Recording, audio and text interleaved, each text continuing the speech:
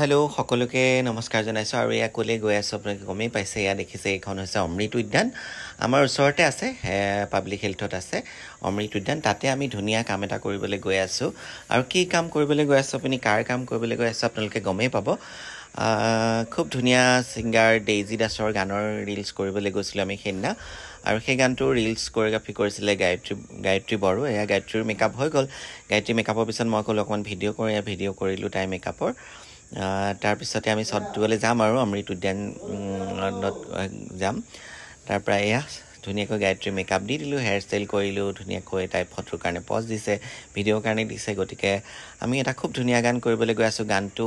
আপোনালোকে ভিডিঅ'টোত গমেই পাব কোনটো গান কোন খতৰুৰ চকু পৰে এনেকে তুৰে মুৰে মাজতে খুব ধুনিয়া ডেইজি দাসৰ গান শুনিছে আগতেও উখাহৰে উঠা নমা এইটো গান উখাহৰে উঠা নমা তুমি জানো বুজা হেতু গানো আপোনালোকে শুনিছে ডেইজি দাসৰ আটাইকিটা গানে খুব হিট গতিকে ইয়া ডেইজি দাসে সদ দিবলৈ আৰম্ভ কৰিছে গতিকে আপোনালোকে ভিডিঅ'টো চাওক দেই